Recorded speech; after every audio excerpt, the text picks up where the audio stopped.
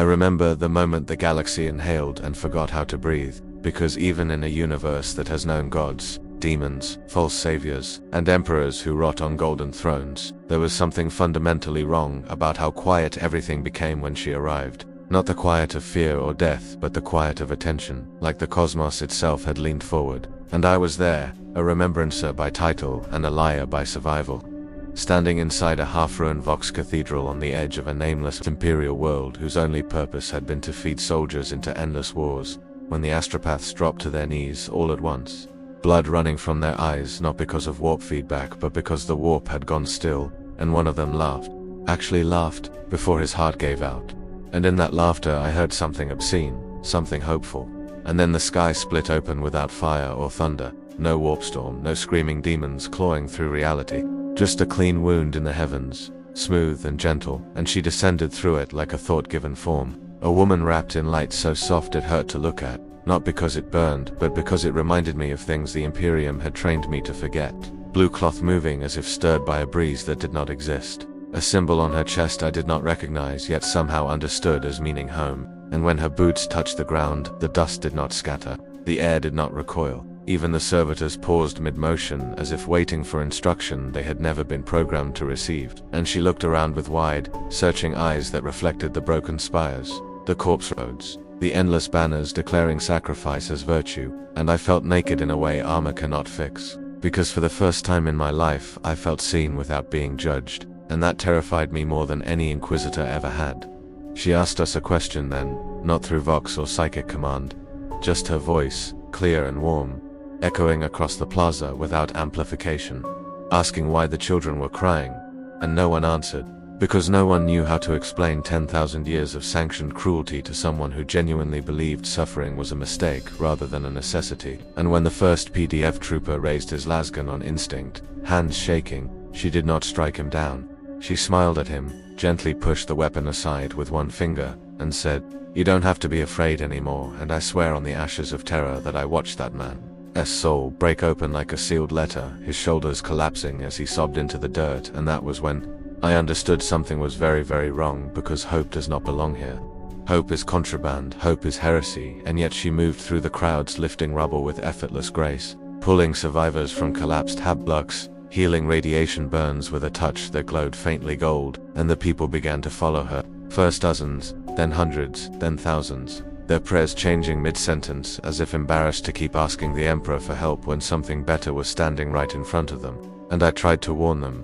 "Throne, help me," I tried, scribbling frantic notes, whispering into broken recorders that mercy without context is a weapon, that salvation without understanding becomes domination. But no one listened, because she was flying above the ruins, carrying children in her arms, because she dismantled an entire Chaos warband without killing a single one, ripping bolters apart like toys, pinning Astartes to the ground and begging them to stop, please stop, like violence was a misunderstanding that could be talked through. And when the first Black Templars arrived and demanded she kneel in the Emperor's name, she did not resist, she knelt, lowering herself into the mud with a softness that made the crowd gasp, saying she did not wish to replace any god, only to help, only to make things better. And the chaplain hesitated, Crozius trembling, because how do you declare exterminatus on something that radiates compassion? And that hesitation was all it took, because word spread faster than the warp ever could, from hive to hive, from system to system, tales of a woman who ended wars by standing between armies, who shattered titans by holding them still and whispering apologies, who entered plague worlds and came out carrying the sick who should not have survived. And the Imperium did what it always does when confronted with something it cannot categorize, it panicked, because belief is the real currency of this galaxy, and hers was rising faster than any cult, faster than chaos, faster than the Emperor's own stagnant divinity. And when the Inquisition finally declared her an existential threat, I was already too deep, following her across star systems, watching Space Marines lower their weapons around her, watching entire regiments refuse orders because she had looked at them and said they deserved to live. And I began to realize the truth that still keeps me awake in whatever hole I'm hiding in now. She was not breaking the Imperium with force, she was breaking it by showing everyone how unnecessary the suffering was. And once you see that, once you feel a hand on your shoulder telling you that the cruelty was never required, you can never go back, because the galaxy runs on despair like a machine runs on oil, and she was draining it out one saved soul at a time. smiling sadly as worlds burned behind her because she couldn't be everywhere at once, because even a godlike being has limits, and those limits were about to drown us all. The first lie they told about her was that she resisted. And I know it was a lie because I was there when the order came down sealed in black and gold. A decree spoken in a chamber that smelled of incense and fear, declaring her a theological impossibility, a mimetic contagion, a weaponized miracle. And I remember the High Inquisitor's voice, shaking not with anger but with something far more dangerous in Vias. He explained that belief in her was outpacing devotion to the Emperor on 6 confirmed worlds and 17 more. Unofficially, that guardsmen were painting her colors onto their flak armor, that children were drawing her in the margins of Imperial Creed primers, and that this could not be allowed to continue because the Imperium does not survive on happiness, it survives on obedience, and she undermined that simply by existing, by listening, by asking questions no one had asked in 10,000 years, like why and who decided this. And so they sent the first kill team not as executioners but as proof that she could bleed, proof that she was not beyond the Emperor's judgment. And when the Vindicare round struck her in the shoulder and flattened against her skin like rain on glass, I watched the sniper break down, sobbing over the Vox because she had looked straight at him across 3 kilometers of ruined cityscape and mouthed the word please. And that single word fractured him worse than any bolt shell ever could. And the Inquisition classified the incident as psychic warfare, but it wasn't. It was worse because it was empathy without filter, and they realized then that killing her would not be enough, that martyrdom would only feed the thing they feared most, so they changed tactics and began to surround her with impossible choices, unleashing wars and systems she could not reach in time, virus bombing moons just hours after she evacuated the surface, ensuring that wherever she went, the cost of her absence would be measured in billions. And I saw the change in her eyes slowly, painfully, as if someone were dimming a star one doubt at a time. The way she hesitated before intervening, the way she stared too long at casualty reports, reading every name even though she didn't have to, whispering apologies to people already dead. And the Imperium watched closely because this was what they understood best: attrition not of flesh, but of spirit. And then came the moment they truly turned the galaxy against her, broadcasting carefully edited footage of worlds she had failed, manufacturums destroyed after she dismantled the overseers, famine breaking out where she had toppled planetary governors, all context stripped away, all nuance erased, until she was no longer a savior but a destabilizer, a walking collapse of order. And crowds that once reached for her now shouted questions edged with fear, asking why she saved them and not us, asking how many had to die so she could feel merciful. And I was standing beside her on the balcony of a cardinal world when the first stone was thrown, bouncing harmlessly off her cheek, and she didn't react, didn't flinch, just closed her eyes like someone accepting a deserved punishment. And that was the moment I realized the Imperium had succeeded in something no demon ever had. They had taught her guilt, real guilt, the kind that seeps into the bones and whispers that maybe the horror is your fault, maybe the galaxy is bleeding because you touched it. And from that day on, her mercy became heavier, slower, burdened by the need to justify itself.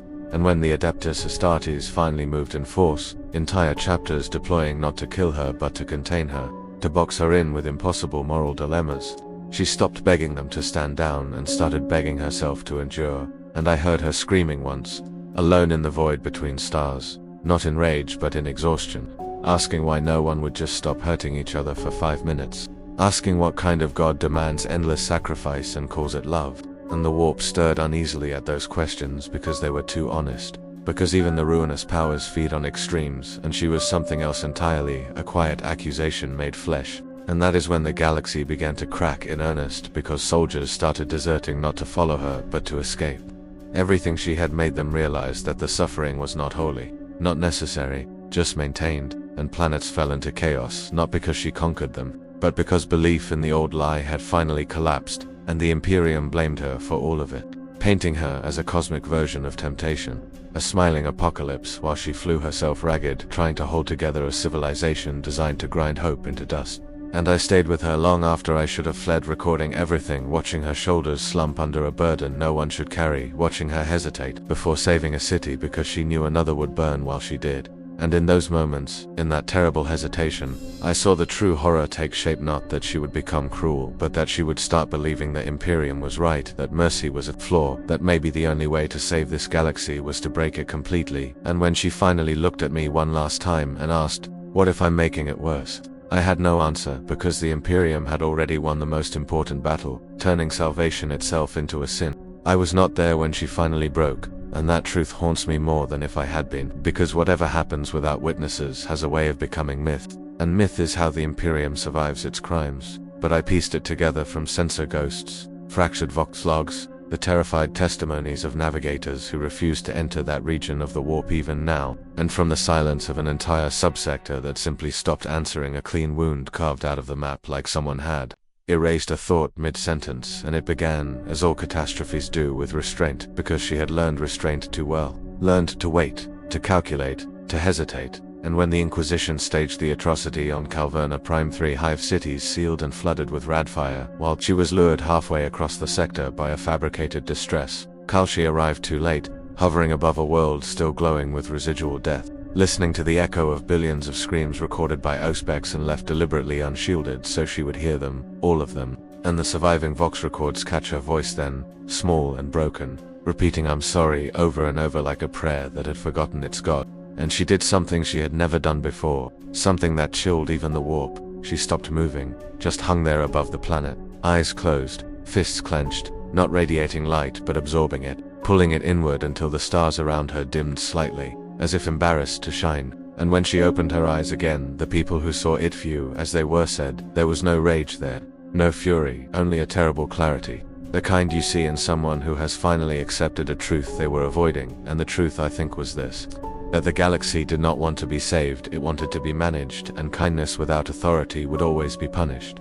The Imperium expected her to lash out, to finally become the monster they had warned everyone about, but she did not strike Calverna's executioners, did not tear apart the inquisitorial fleet waiting at the edge of the system. Instead, she turned away, accelerating faster than any recorded object, vanishing into the void with a shockwave that cracked moons. And for 73 days she was gone, completely gone, no sightings, no psychic impressions, no ripples in the warp, and those 73 days were the most violent in recent Imperial history because the leash they thought they held had slipped and fear filled the vacuum governors, purging suspected sympathizers, ecclesiarchs declaring mass penance, entire populations executed preemptively to prevent dissent. And I believe this believe every atrocity committed in those days was done not because she was there but because she was not.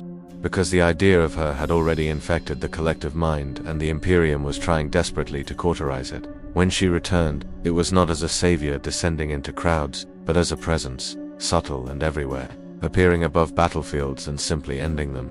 Not by killing soldiers, but by removing the means of war entirely. Titans locking up mid-stride as their machine spirits went silent, void shields collapsing harmlessly, ammunition turning inert in chambers. And she spoke then, not to individuals, not to crowds, but to entire worlds at once. Her voice carried on every frequency, every prayer channel, every dream, saying she was done asking, done pleading, done allowing cruelty to justify itself behind tradition, and that from this moment on, no one would be permitted to harm another in the name of order. And the Imperium laughed, at first, because it has laughed at gods before, until a crusade fleet fired on a rebellious system and every lance beam curved away at the last second, bent like light through water until exterminatus authorization codes failed to execute no matter how many times they were input, until the warp itself began rejecting violence, spitting out demons, malformed and screaming, as if reality itself had lost the taste for them. And that was when panic turned into terror, because she had not become cruel, she had become absolute, enforcing mercy with the same uncompromising certainty the Imperium once enforced suffering. And people began to realize the horror hidden inside that, because choice was evaporating, because a universe where no one can commit violence is still a universe where someone decides what violence is, and that someone was her. I heard a sister of battle screaming in a chapel on Ophelia the 7th as her bolter disintegrated in her hands, not because she wanted to kill innocents, but because she wanted to die for something. And she couldn't anymore, because martyrdom had been outlawed along with murder, and entire cult religions sprang up overnight, worshipping her not as a god of love but as a jailer of pain, praying for permission to hurt and be hurt again, because suffering, for all its horror, had been familiar, and she did not understand that, could not, because she came from a place where hope had not been systematically weaponized against its own people. And the worst moment, the one I cannot forgive her for even now, came when a chaos incursion erupted in the Lornock Rift, and she sealed it not by destroying the demons, not by banishing them, but by locking the entire region of space into a static, timeless pocket where nothing could move, nothing could change. An eternal freeze trapping millions of Imperial souls alongside their enemies, preserved forever in the moment of their terror. And she said, softly, apologetically, that this was the only way to stop the bloodshed there permanently, and the warp recoiled, not because of pain, but because of the finality of it, because eternity without change is a special kind of hell. And that was when I knew she had crossed the line she never meant to find, trading the chaos of suffering for the tyranny of peace. And the galaxy fell silent, not in awe but in mourning, because the worst thing that can happen to a civilization built on despair is not destruction. It is being told that the pain will never end, not because it continues, but because it is no longer allowed to end. They decided to kill her with faith, because faith had always been their most reliable weapon. And I learned this from a dying astropath whose mind had been burned hollow by what he was forced to channel, babbling about choirs and thrones and a scream so vast it needed a billion mouths. And the plan was monstrously elegant in the way only the Imperium can manage. Not an assassination, not a battle, but a theological ambush, because you cannot overpower something that has made violence optional. So instead they chose to redefine it, gathering relics older than recorded history, shards of saints, ossified prayers, fragments of the Emperor's own psychic shadow scraped from the Golden Throne like rust. And they built a device around belief itself, a vast cathedral engine anchored in orbit above Holy Terra's sister world, designed to amplify collective devotion into a single, focused psychic imperative. Not kill her, but judge her, because judgment implies authority, and authority was the one thing she had never claimed, and that would be the hook, the poison hidden inside a familiar word. The ecclesiarchy preached a crusade of stillness, declaring that her enforced peace was a theft of humanity's sacred right to choose sacrifice, that suffering was not a mistake but a covenant, and people listened, not because they loved pain, but because they understood it, because the galaxy had trained them to find meaning in wounds. And the sermons spread like wildfire, a counterfaith blooming in the shadow of her mercy, and I watched worlds she had saved willingly turn their backs, tearing down her symbols, begging the Emperor to forgive them for doubting. And when the cathedral engine was finally activated, its psychic beacon lit up the warp like a scar, a blinding column of sanctified wills screaming one unified accusation: you have no right. And she felt it. Thrown above, she felt it. Because for the first time since her arrival, she staggered mid-flight, clutching her head, not in pain, but in confusion, because the force hitting her was not hatred or fear, but certainty. The crushing weight of trillions who believed with absolute conviction that her peace was a crime. I was on a pilgrim barge then, watching her silhouette falter against the stars, and I heard her voice spill into my mind unbidden, raw and unguarded, asking how doing less harm could ever be wrong. Asking when mercy had become an offense, and the engine answered her not with words but with memory, flooding her with 10,000 years of imperial doctrine, martyrdom's last stands, glorious defeats, reframed as victories of the soul. And I realized, with sick clarity, that they were not trying to destroy her body. They were trying to teach her the Imperium's greatest lesson, that suffering is meaningful if it is chosen by the right authority, and she fought it. I know she did, trying to pull away, trying to mute the signal. But belief is heavier than gravity, and it wrapped around her like chains made of prayer, dragging her toward Terra's orbit, where the Emperor's presence loomed like a dead sun. And when she finally reached the threshold of the throne's psychic shadow, the galaxy held its breath, because this was the moment everything would end one way or another. And what happened there is still debated in whispers, but I will tell you what I believe happened, because I felt it,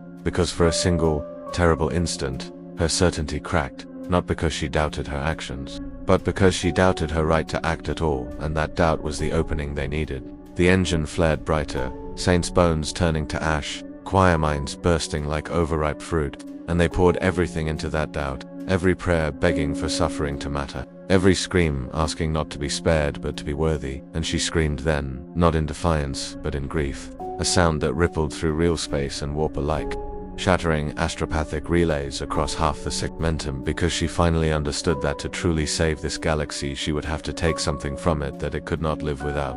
The lie that pain has purpose. And so she made a choice that will damn her in every history the Imperium still controls.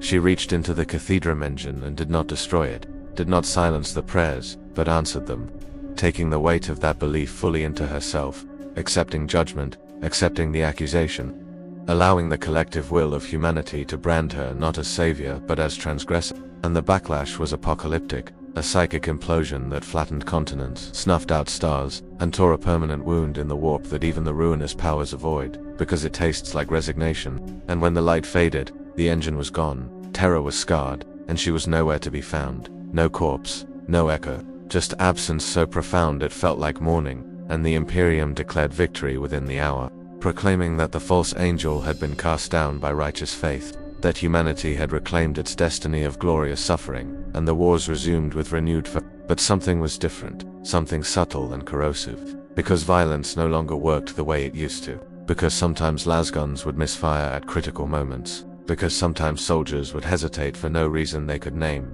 because sometimes, in the split second before impact, people would feel a warmth on their shoulders and hear a whisper saying, "You, Dan T, have too," and that whisper was enough to ruin everything, because the Imperium had won the battle and lost the infection. And as for me, I live in hiding now, cataloging anomalies, collecting rumors of a woman seen walking through war zones without a trace of light, no longer enforcing peace, no longer stopping violence, just watching, waiting, carrying the unbearable knowledge of how close the galaxy came to being saved against its will, and how hard it fought to remain broken. I am writing this at the end of things, or maybe just the end of pretending, because the galaxy did not heal after she'd vanished. It stabilized like a patient, who stops screaming not because the pain is gone but because they have learned it will never be answered. And the Imperium called that stability victory, stamping it into ledgers and catechisms, declaring a return to normality as fleets resumed their schedules.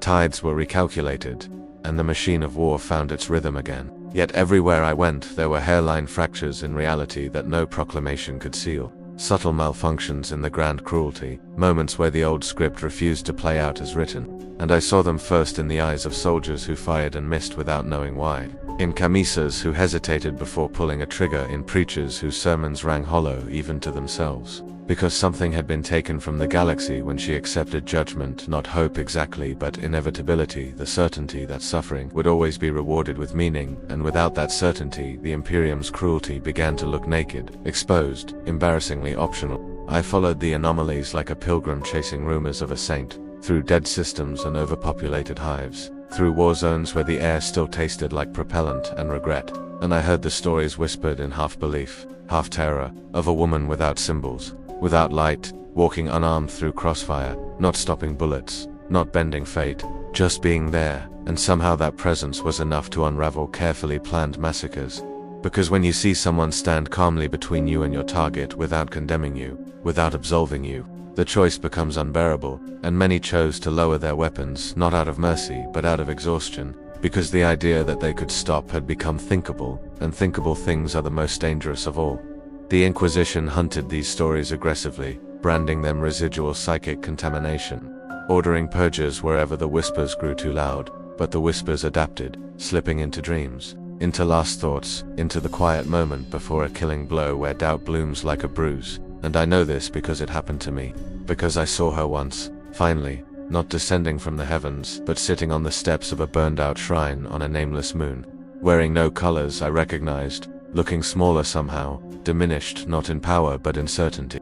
And when our eyes met, she did not smile, did not apologize, did not ask for forgiveness. She just looked tired in a way that only someone who has tried to save too much can be tired. And she asked me what the galaxy had done with itself while she was gone, and I told her the truth, that it had chosen familiarity over freedom, pain over responsibility, because choice is heavy and suffering is easy. And she nodded like she had always known this would be the answer. She told me she would not intervene again, not like before, because enforced mercy is still a cage, and cages teach nothing but dependence, that the only thing she could do now was witness, to make the choice visible by refusing to make it for anyone else. And in that moment I understood the final horror of her story, not that she had failed, but that she had learned, that the galaxy did not need another god or tyrant or savior. It needed a mirror it could not shatter, and she had become that mirror, walking quietly through history, letting civilizations damn or redeem themselves without interference. And that was unbearable for an Imperium built on externalizing guilt, on blaming gods and Xenos and fate for the things it chose daily. After she left me there on the steps, rising into the night without spectacle, I began to notice how often the war stalled, how often plans unraveled not because of resistance but because of indecision, how entire campaigns collapsed under the weight of soldiers asking why for the first time. And the High Lords responded as they always do, tightening their grip, increasing punishment, doubling down on terror, because terror works best when people believe there is no alternative. And now there was, not a promise, not a command, just a quiet example that said you could stop if you wanted to. and that idea is more corrosive than any demon.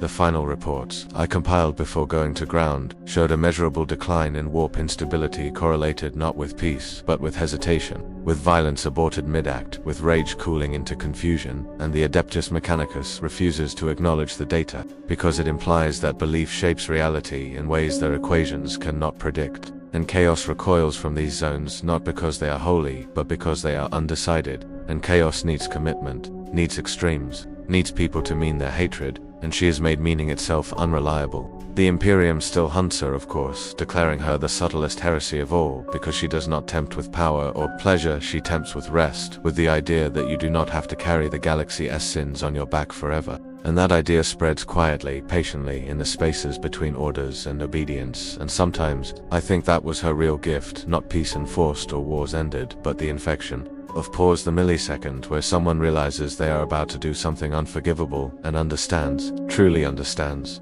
that nothing is making them do it. And I don't know how this ends, because history does not like stories without clean conclusions, but I know how it feels, because I feel it every day when I wake up and choose not to report myself. When I choose to keep writing instead of burning these records, when I choose to remember her not as a savior or a tyrant, but as a question the galaxy keeps failing to answer, and maybe that is the most Warhammer ending of all. Not salvation or damnation, but a universe forced to live with the knowledge that it could be better, and deciding, over and over again, whether it wants to be.